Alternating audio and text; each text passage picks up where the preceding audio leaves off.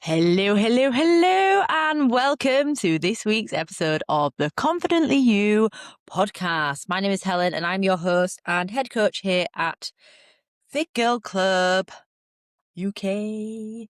How are you doing? Hope you're doing well. How's your week been so far? So firstly, I need to start off with an apology. Apologies to everyone that listened to last week's episode, as my editing software that I use an app, right?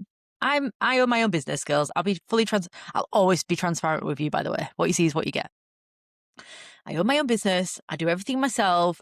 I love coaching women be the happiest and healthiest they can possibly be. And I love what I do about my job. I got into this because I want to help people.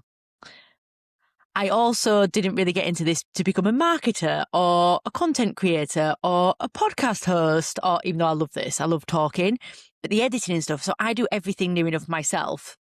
I do have a team that help me with some stuff, but the podcast I do myself. And when I've been editing it, I use the editing software that I pay for quite a lot of money for the year. And it normally just takes out gaps and stuff like coughing. So last week, I'm so sorry.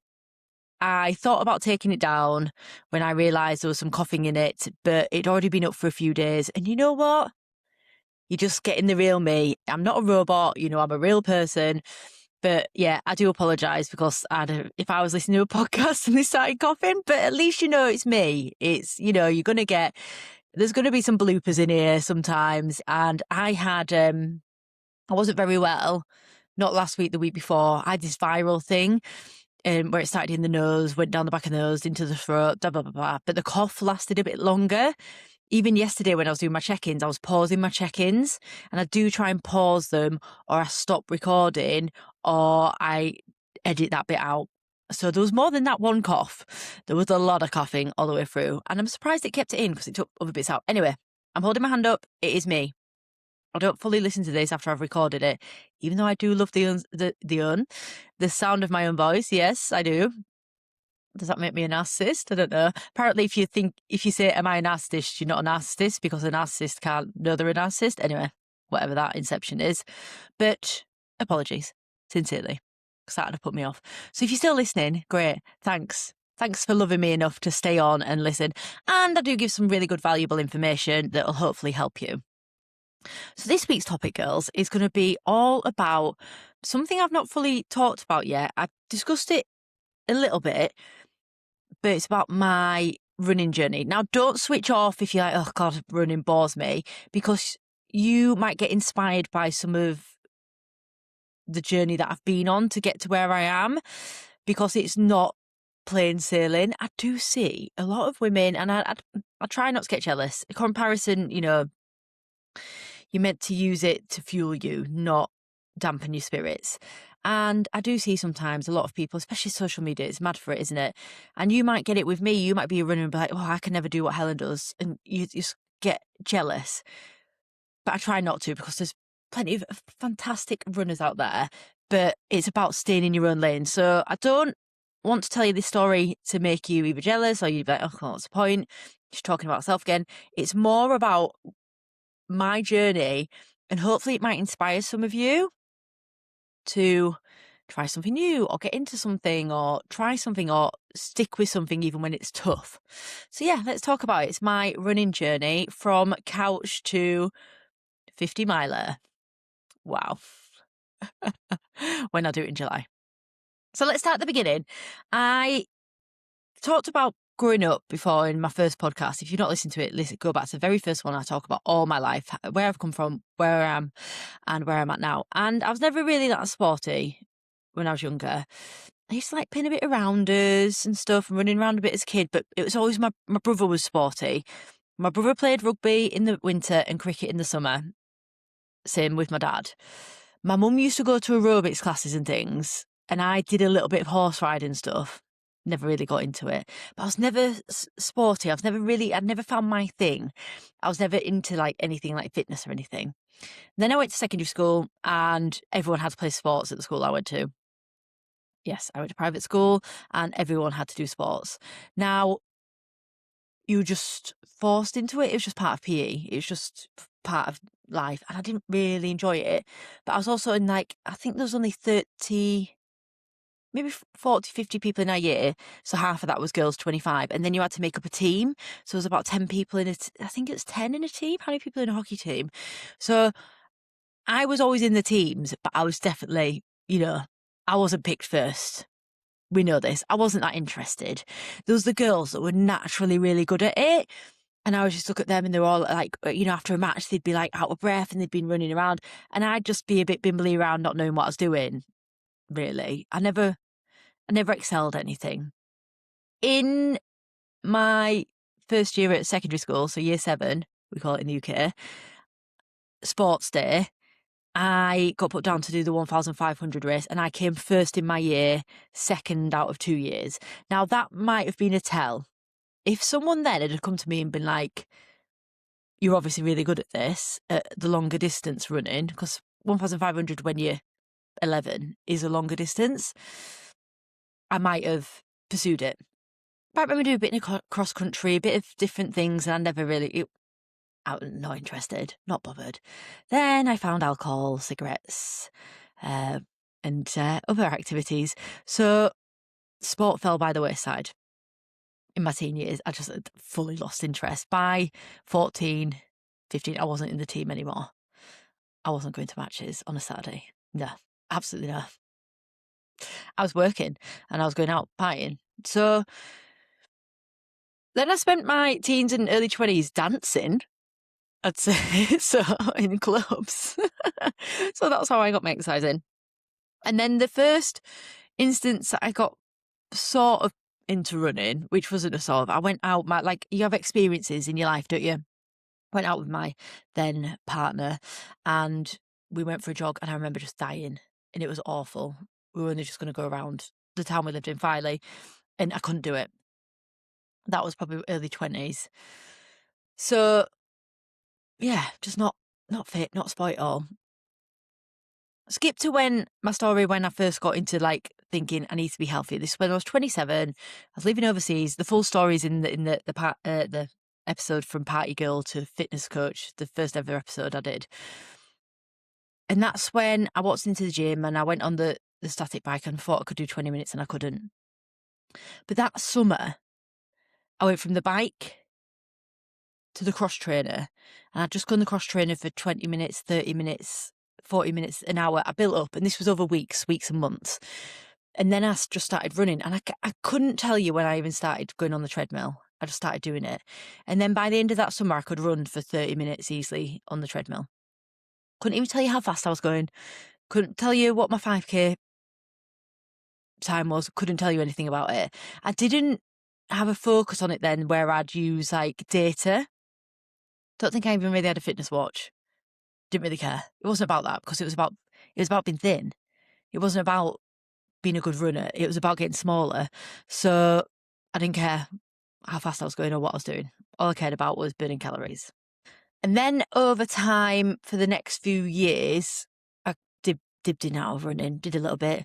I remember one time when I was living in Jamaica, I used to run on the treadmill in the gym, which is great because they had air conditioning. And I once tried to run on the beach at sunset. My goodness, that was character building. Not good. It was so hot, so humid, I struggled. And running on the sand was just really hard for me. So I did that once and never did that again. But I remember when I lived there was a girl and she was of Nordic origin and she used to go run a marathon every morning. Used to see her coming back into the apartment block and she'd gone out and run a marathon. Just ridiculous. Well, I don't know if she ever ran a marathon, but I got told she was running a marathon. Maybe she wasn't. Maybe she was just doing like 5, 10K. And I just thought it was a marathon because someone told me so. And that's how you perceive things when you're not in that situation. You're not living that life. You look at everyone else and go, wow, how do they do that? I just remember once seeing a woman on the treadmill just running really fast and smiling. And I was like, my gosh, how is she doing that? How is she doing that with ease, without dying, without just like being like falling off it or having to stop? And I always had these little inklings and I was like, I aspire to be like these people. Then when I moved to Australia, I'd go to the gym mainly, but I did start getting into running a bit more, but still, again, it was never much. And then a company I worked at, a medical company, a lot of the staff were a lot of the staff were going to do this race called the City to Surf.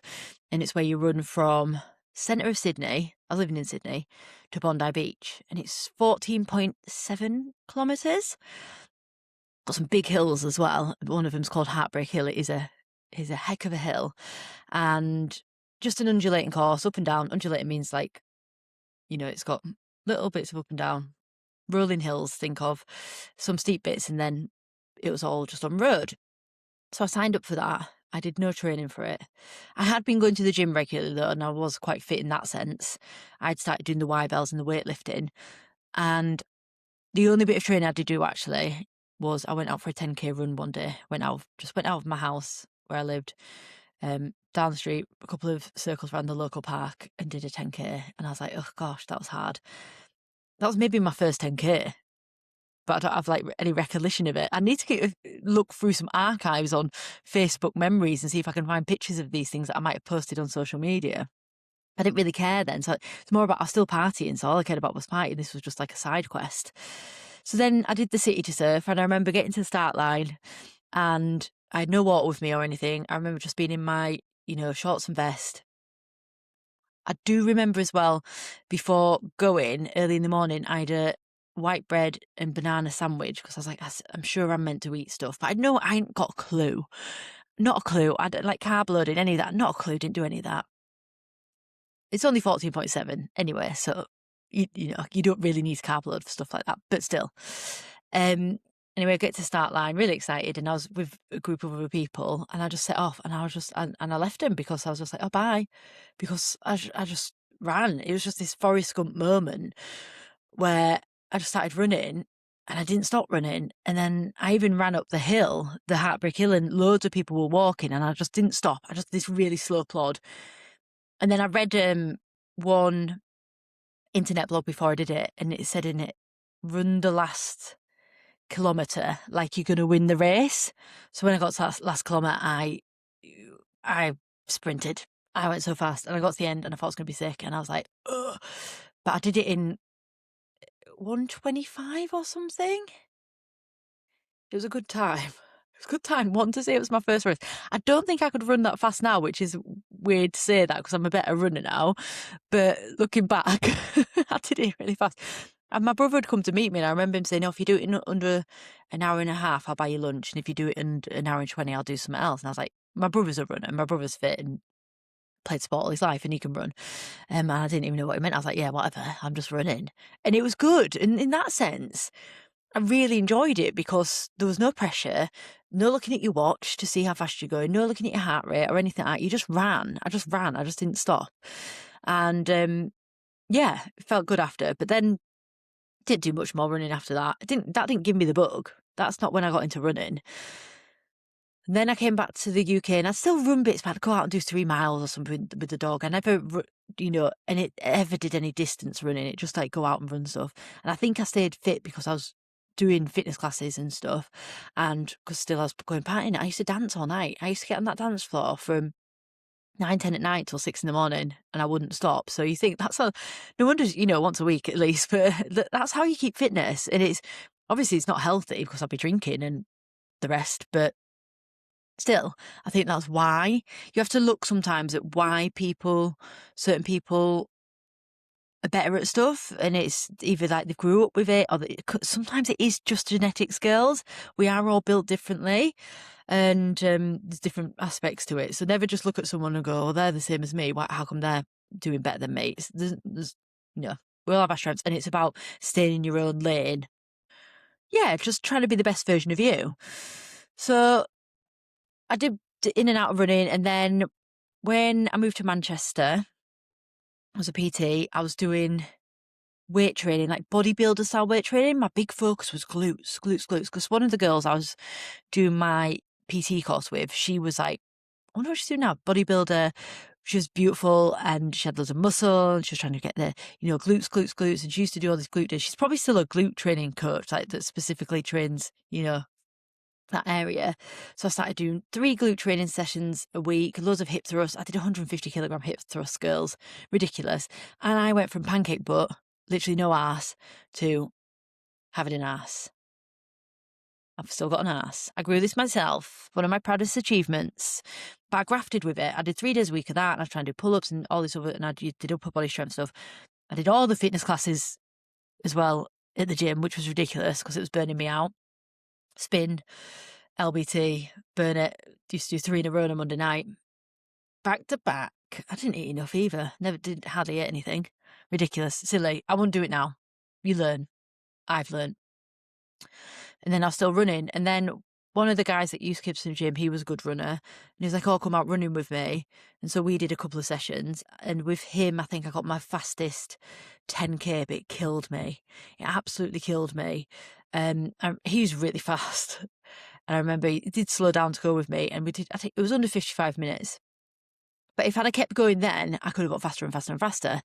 So then we signed up for the Wilmslow half marathon, which is just outside of Manchester. But I didn't really do any training for that either. No specific running training. I was just going out and running. And that's when I first had my niggle of my hamstring. So back then I didn't know what it was. I was just used to get a shooting pain in my arse cheek. And it was so painful. Like when I was running, I couldn't run up a curb, but I kept running on it because I didn't know then what I know now. And I just kept running on it and kept going. And I just didn't understand why it hurt so much. And then I just stopped running. Instead of getting help for it, I just stopped running. Then I did eventually see a running physio, and it was a specific running physio. So he put you on a treadmill, he watched you run, and he analysed your gait. He, went through absolutely everything. And I told him about this pain, and he said, "Oh, looking back, this is actually, I think, the wrong diagnosis." He was like, "Yeah, you're running wrong." He said, I was running. I know if you're not watching, you won't see this, but I'll try and describe it. I was running like I was crossing one arm. So I was like twisting my body, and I was running like this. So correcting my run has helped with my biomechanics and how I run and how I use my muscles, but it's not actually the root cause of resolving the issue, because I'll come on to that in a bit.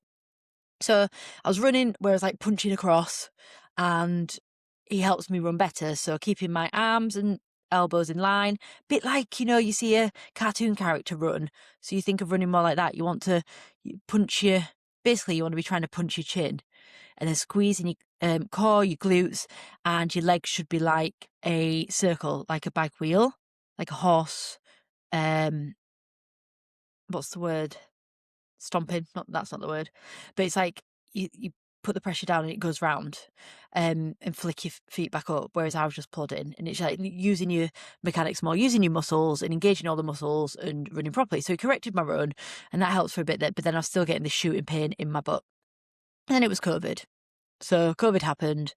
I just stopped running for a bit because I thought it'll be better. But I remember during COVID, I was doing some PT sessions in a park. I used to get my little trolley and take my weights across Manchester and do PT sessions with my clients in a park. And I remember stood there in the middle of June, just stood still and just getting this shooting pain in my arse cheek. And it was horrific.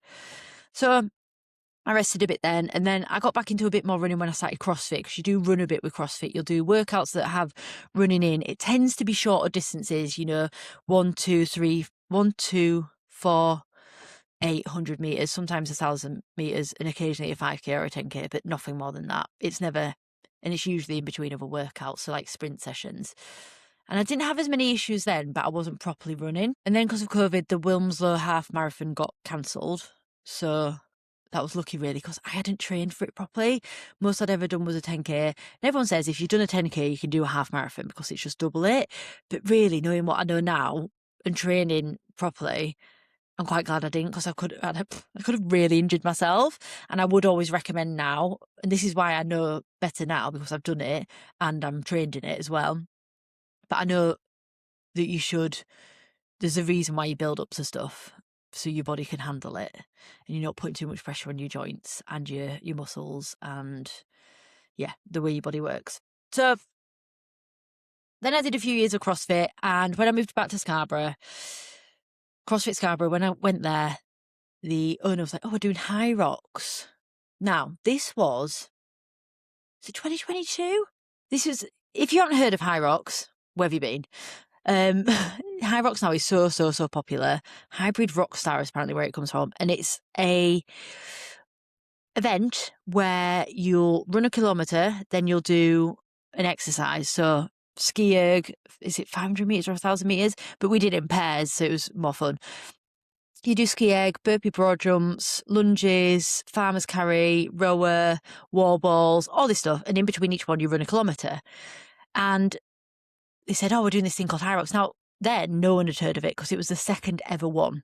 It only just started. I think it was at 3. It's all over the world now. It's so, so popular. It runs for, like, if it's at Manchester, I'm sure it's on for like 3 days or 4 days. They have thousands of people enter, loads of athletes as well. But when I first did it, no one hardly did it. It was really nice, actually. Really laid back. And it was cheaper and you could get in because apparently you can't get in now because it's so popular. So he said, oh, a lot of us are going to go do it. Do you want to go do it? And I was like, oh yeah, why not?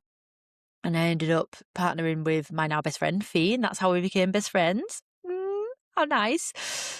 We spent a night together. This sounds romantic. It was. We spent a night together in a windowless room in a hotel in the Manchester city centre, and we just chat. And now we're best friends. So there you go. We did High Rocks together, and that involved some running. So we did some running practice for that, but I still didn't do much. Then the year after, said, right, we're doing it again. Sophie and I did really well at this first High Rocks. It was my first ever competition as well. I was more hyper than a child that had just eaten entire contents of a sweet shop. Honestly, I was just on one and I just had the best day ever and I just felt really fit and just really strong. And I'd been running a bit before then and I just felt great. So a year later, straight after, like, let's do it again. So we booked it again for the year later. My God, I died. My heart rate, I think, I didn't really train for it. I didn't do as much running. I'd met Martin then as well. So, I had less time for being bored and just going out running and doing things. So my fitness levels has probably dropped a bit. I was focusing more on my lifting with CrossFit and less on the cardio. And my heart rate during High Rocks got to, I'm sure it was one night. No, it was 200 and something. Basically, girls, I should have died. Right. I felt really sick during it. I took some paracetamol just before, which was really stupid, like something on your stomach like that. And we really struggled. We did our first one in an hour and 20 something, and we did our second one like a 5 minutes slower, and everyone struggled. It was really hot in there. I just didn't enjoy it. And then I vowed I am never running again. That was it. I was done. I didn't want to run anymore. So that'll have been 2023. What we're now, 26, 25, 24, 20, maybe 22. I don't know. I don't know the dates. I should have written these down before. But anyway, I stopped running properly for a while. I'd go for jogs and stuff, but I stopped. That was it. I didn't want to do it properly. Then I started my fitness classes in Filey, and a few of the girls there are really good runners.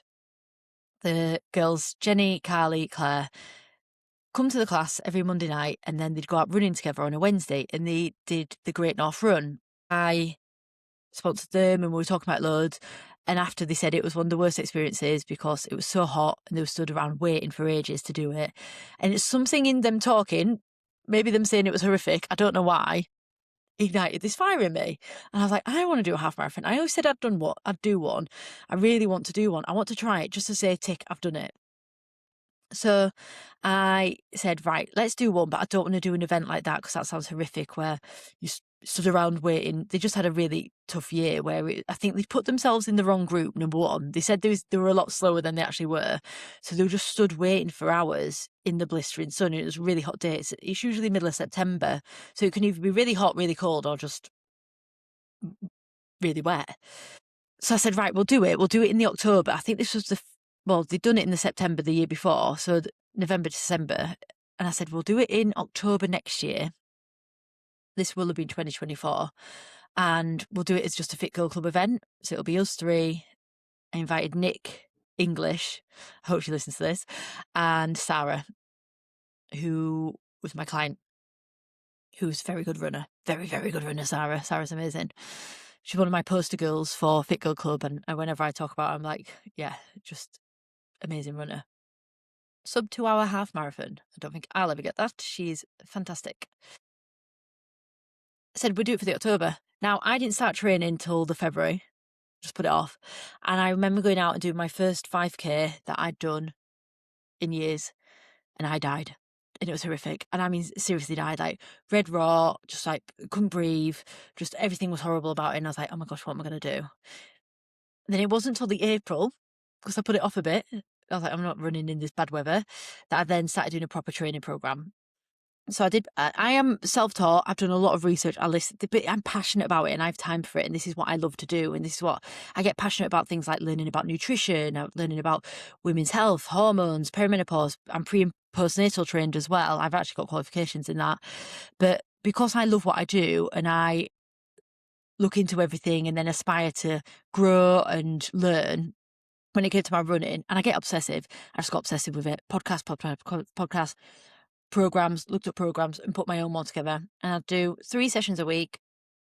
And this is what I do with all my clients now who want to progress with their running. And I did 3 sessions a week. I'd do an easy run, but they weren't easy then, girls. When they say like this zone 2, this miraculous zone 2, I was like, I couldn't get under 100. No matter how slow I went, I could not get in zone 2.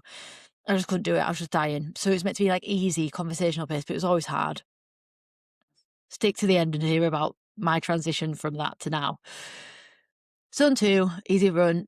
At the start, it was like 30 minutes and I ran to time. This is the difference. So instead of running distance, my couch to, well, I was 5K to half marathon. That's what I went from April to October. I did 5K to half marathon progress.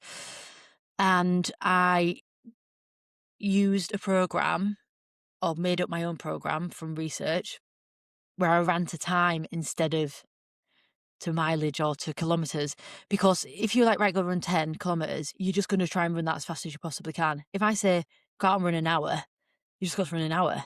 So it's easier in your mind to go slower. So I use those tools now, still use those tools. So run to time, and I remember building up, and then I did interval sessions. At first, I just started running around my block, 400 metres, break, 400. I looked mental. I just got outside my house and run round the housing estate. And then it got longer. Then it was 400 metres run, 400 metres fast, 400 metres slow run, then 800, then bigger, then kilometres. And then you do what's called a tempo run, where you run at a certain pace. So that's, your half marathon pace or your 5K pace or your 10K pace for, little warm up pace. So that's should be faster than your easy run. So you've got these 3 types of runs that you can do. And that's what got me to my half marathon. And I did it religiously. Apart from when you're ill and you have to take a week off, because you do have to take a week off, and you have to let yourself have that time off, and you have to understand that if you have time off, you're not going to lose all your fitness. And sometimes it's important to rest. And if you're feeling run down, you need to rest. And it's hard to get that balance between. That's why a lot of people do need a coach as well, because they need someone to be like, wait a minute, you're obviously run down, you're getting ill, you're feeling burnt out, have some rest. And I built it up. And things that I really remember are like running my first ever 17 kilometres. And I was meant to be doing an hour and a half day. And I used to just run the same route. I used to just go out of Filey on the main road. It's really boring, but it's flat. On the main road, I used to run all the way to like Leviston Garage, and then I just kept going further and further. And this day I had to do an hour and a half. It was now 20 minutes. Anyway, I got to the halfway mark, half the time, 45 minutes. And I felt really good. I was like, I'm just going to keep going. And I ended up doing 17 kilometres. And I remember coming back from that run just feeling like a new woman, like a completely different person. I couldn't believe that I'd been able to do that. So 17 kilometres is, I don't know how many miles that is. I should work it out. It'll be just over 10 miles. 10 miles, okay? Remember this. That I like elated, girls. Like I couldn't believe I could do it. I just felt so good. We actually remember the day fully, because we went for Sunday lunch at the Falcon. Very good, by the way, if you're on the East Coast, with my mum and dad, because they were going away to Australia. And I remember saying I've just run 17 kilometres, and my mum was like, wow. And I was like, oh my God, and I know. And it just felt amazing. Plot twist, I run like that every week now, easy. But do you know what I mean? When you first do it, it's amazing. And hold on to that. Be proud of that, because you've built up to that from that first 5K to that 17. Really proud. And then we did the half marathon in October. I carb loaded for it. At the time, I was taking gels as well as fuel. You need to work on your nutrition, your fueling. I could do another podcast about running, fueling, nutrition, what you need to do, build up, race day, everything. But your stomach's a muscle. You need to train it. You need to be able to drink and eat. I can do a whole one about that as well another time, to be continued. But we haven't got time for it today. So then I did the half marathon. Now, when I did the half marathon, I enjoyed it, and I was shocked at the time but I'd put the training in, but I died. So I did it in 2 hours and 9 minutes, right? which is amazing for your first one, by the way. Like, even completing a half marathon is amazing. But my God, I died because we were going to do it from one place to another. My partner was going to take me, Martin, take us all to the start, but then he wasn't well that weekend. So I changed the route. We just did it around Scarborough and we ended up going up I thought it was a massive hill. Looking back at what I do now, it's not a big hill, but I didn't train any hills. I just trained flat and we ended up with this hill and I got to the top of it and my hip flexors, the bit between the top of your leg and your hip, was screaming. Oh, the pain. It was screaming. I was like, and I was screaming as well. And I was with Sarah and she was just looking at me like I was mental. Nick English, hats off to her because she got unwell and she couldn't do some of the training. And she came out and she still ran that half marathon that day. Absolute weapon of a woman. Respect, Nick English. You are awesome. She's that sort of person though. She's like so determined. She'll just do it. But I remember getting home that day and I was dead. I was really dead, girls. Like, I remember I ordered a Chinese as well, which I never do, but it's because Martin can't have it. I couldn't even eat it because I just felt ill. I just felt so ill. So then after that, you've got the bug. And I was like, right, what do I do next? So the next line transition usually is a road marathon. You go from half marathon to road marathon because that's a progression. People see, that's the next one. And I just thought, I don't want to be pounding pavement anymore. I'm just trying to get faster. I don't want to spend my life trying to get faster. I'm getting older. Statistically, I'll be getting slower. I just don't want to be pushing for that. And then Sarah introduced me to trail running, this magical mystery trail. And she's like, why'd come trail running? I was like, oh, trail running. So I booked a trail half marathon for the next April. Now, remember, girls, these are big differences. You're meant to book one big race, 2 races a year, right, to build up. So I booked the half trail in April. Now, the difference between trail and road, apart from the obvious, it's on uneven surfaces. So you've got grass, mud, stiles, cliff tops, sand, hills, up and down technical rocks, slippy, everything. So the terrain completely changes, which makes it a lot harder. But also you get to go slower and you get to eat more as well. Just eat. It's great. Road marathon's about speed, fast, flat. There are some hills, but it's not, even surfaces. There you go. Trail is like adventure off, but I just love it. It's like if I go out on a Sunday on a trail run, I feel like a dog that's just been let loose in a field. That's how I feel. I can't put into words that feeling. So I decided to go into the trail route. And I remember doing my first trail run along the cliff tops in Filey. And I'd just done a half marathon, which is 21 kilometres. And this run, I think, was 5 or 6 kilometres. It was a few weeks after I rested properly and recovered, and I died. And I was like, shit, what have I done? It's like starting from scratch again. Muddy, slippy, moving around, just uneven, just running on grass. It's so you're having to use more muscles. It's more bouncy. You need more strength. There's a lot more to it. But it is a lot easier on your joints in the long run. And it's more fun, I think. I still do both, but I think I do trail run. I just love it. Anyway. So I trained for this April half marathon. I did all the similar training program, but now on the trails, just more on the trails, hills. So instead of the fast intervals, I moved it to hill intervals. And this is when I'd made really good friends with Claire. Chatty Claire, Raw Milk, Spirit of Filey. She's got all the names.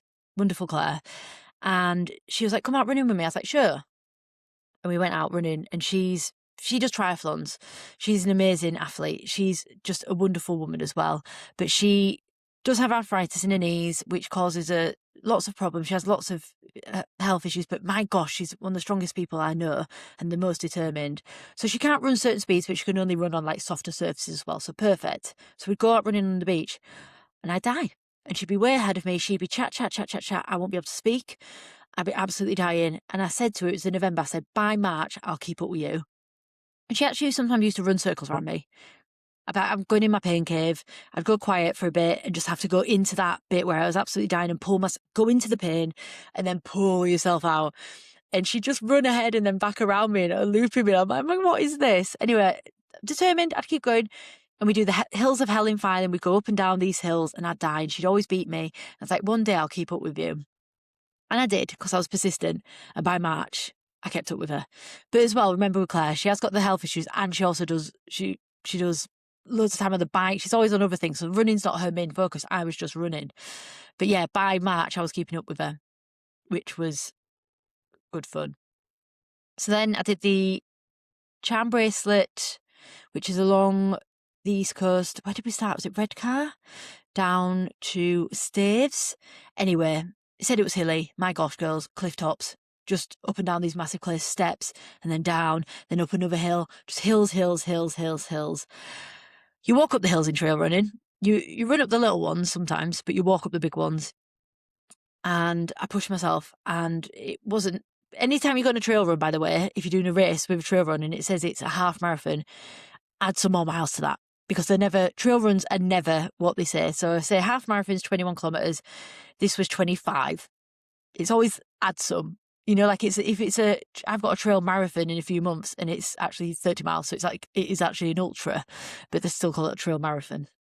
So did that, had a great day out with Sarah and Wendy, lovely ladies, clients, and they smashed it. Sarah got first female over 50. Absolutely epic. Wendy got second because Sarah just pipped her to the post. Wendy was in the lead the whole time though, and then Sarah just won at the last minute. Brilliant. And I loved it, but I was like in so much pain. I was getting burning sensations down my legs, hot iron burning sensations, and that pain in my butt was back. So years later, it's come back, and I was like, what is this? So I did some proper research into it, and I worked out, I thought it might be something to do with the piriformis. Piriformis syndrome is a common one that people get. But then I did the research, and then I looked into the figures and stuff and the symptoms, and I was like, it's not quite that. That's not right. And then I found hamstring tendonitis. Now, never self-diagnose, girls. Always see a specialist. But at this point, I'd done loads of research. I knew it was that. So I tried to do some preventative measures. They said that things online say strength training is best. I knew I needed to see a physio. But by this time, I booked my ultra for July. And I really thought, maybe I was wrong, that if I saw this physio, they'd stop me from running. So I kept going. And I go on runs, and I've been in so much pain. It was the hills. And I've been on long runs where I was just in agony the whole time, just shooting pain up my leg. And then after it'd be like hot fire leg, like a hot poker going down my leg after, and you can't stop it. I remember sitting on the floor in car parks and stuff after runs. Imagine just running all the time and being in pain. But I'm so blooming determined that I wasn't going to let anything stop me. So I was building up to this ultra. My first ultra, it was 30 miles. So the longest I'd run was 14 or 15 miles when we did the half, and I built up my running. And when it comes to running, what's important is, one, to follow a program and know what you're doing, but to do a distance, you need to do that amount of distance in volume in a training week. So building up with your training. So I built up my training and I did a 30-mile week. I was in so much pain. I wasn't doing many hills. I started running with poles again, and I practiced my poles, and I practiced my kit, and I practiced everything. So, race day, I knew what I was doing. I practiced a lot of the route. One day we went out, Sarah and I tried different shoes, which was stupid. I tried run training shoes and on the trail, and I tripped 3 times. I was covered in bruises, scratches. I banged my knee. I went flying. Flying. I scraped my boob. That was awful. On the moors as well, tripped over a rock and just flew. By the 3rd time, I did cry as well, because 3 times falling over and banging your hip and your boob and your knee, you just like had enough.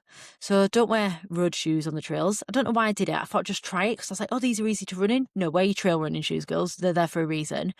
But that's why you go out and train. You go out and train to test your kit, your food, what you're taking with you, your hydration, plan the route. The fun of it is the training. But I built up to all this training and practiced the route, and I think that was one of the best things. I went and did some of the routes, so I knew on the day like how much further I had to go. And then the day came. I did a taper before, so I didn't. 2 weeks before, you really reduce your volume of training. You still train with a bit of intensity, but reduce the volume. I carb loaded, I rested, I did everything right. But I knew I'd be in pain. I knew it was going to come. I just thought it'd come later, because usually it'd take about 10k for the pain to come. But on the day, the pain came within the first hour, and I was out there for 7 hours. I had Martin helping me, which was really great. he helped me and I had great support from him. You have the checkpoints along the way where you stop and you can get food and drinks and fill up your water and everything you need. But I had Martin meeting me at certain points and I wrote him a list of exactly what I needed from him at each point. I had my food and everything I wanted. It was a really hot day as well. I went through 3 camelbacks of water with sports drinking. You buy the sports fuel, carbs and electrolytes. I went through 3 camelbacks, not 3 litres, 3 camelbacks.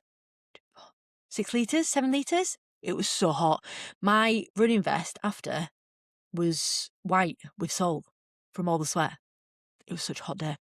Anyway, Mike was meeting me and he has the instructions like I'd want this food at this point and this, just have things ready. And he had the music on, it was so good. And he brought Uno and it was just such good vibes, he's such good support. And I also gave him a list of things to say to me. So I met him he wasn't at the first checkpoint. I said, meet me at the second one. And my plan there was to have this food and this. And he said, right, I've got this ready. I went, scrap. I need painkillers. My plan was to have painkillers at the third checkpoint, which was halfway. But at this point, I was in so much pain. I was like, I need painkillers. So ibuprofen went in, gel went on. And I was just like, I just need this. Anyway, the food, I couldn't eat it because I was trying to eat a crumpet and I was just too hot. So I have different options. So I had some like liquid fuel where I was using like date paste. I don't really like sports nutrition gels. Personally, I just don't really like them. So I make my own versions of them as well instead. So it was fantastic. And I said, right, I'll see you at the next one. And the next bit was over the moors. And I remember when I did the recce, even though I was falling over when I did that recce, I was running most of it. Well, that day I couldn't run.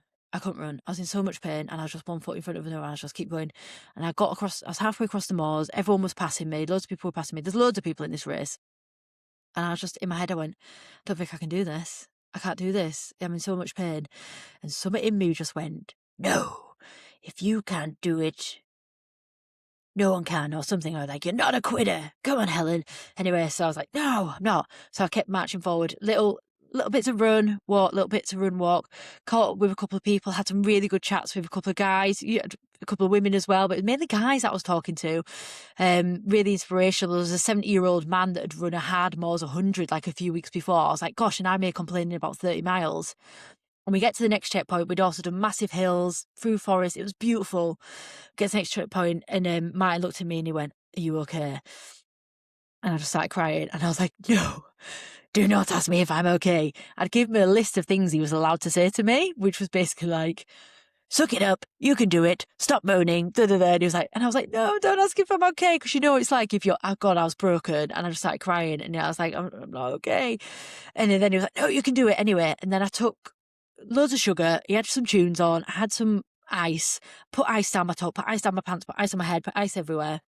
I was handing out ice to everyone because I took ice with me in the car. Put it in a cool box, and I took some caffeine.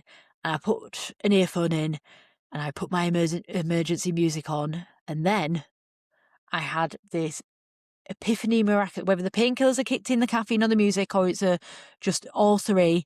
Just something changed in me, and I was high. And just had the best time ever. So from that bit, through the whole of Horsham as well. Whole of Horcham's really special to me because it's where Martin and I first went on our first meetup, where we first met. And I was running through the whole of Horsham with my playlist on, and I'll still remember the songs, and I can hear him now and how I felt in that moment. Euphoria. Pure euphoria. The pain was gone. Obviously, the painkillers were doing the thing. I was probably overprescribed as well, girls. I won't recommend it. You're not meant to do this, by the way. And I sailed through that next bit. I just flew and I picked people off, overtook, and I got to the next checkpoint and Martin was like, "Whoa, what?" Like no one could believe. And I was getting to the checkpoint, people were like, "Gosh, you're doing well." And then from the next bit I went on, and it was a bit harder till the end. And by the end I was talking to a woman and I stopped starting. But I just kept pushing, but there was fight in me. And I got to the end and I did it in 7 hours and 15 minutes, which is amazing. Like, I can't even believe I did it. Never mind, did it in 7 hours and 15 minutes. I don't care if it's like, it's not the world record. The person that won it did it in like 5 hours or under. But it was the fact that I kept going and I did it and how good it made me feel. And that's what kept me going. And that's what got me signed up for the next one that I've got this year. So I did the right thing, girls. After, apart from being high all the drive home and then sitting in the bath and eating pizza, brilliant times, I went to physio and she stopped me from running for a month. I had to stop and I've had to build up back from then, slow and steady. I've done everything she said to a T. I've done the strengthening exercises, which were different to the ones I was doing. The ones I was doing were making it worse. So she was amazing. And I saw her for 3 months. I stopped running for a month. And then when I was allowed to start running again, I was allowed to run for 20 minutes at the slowest pace known to man. But from then I've built up.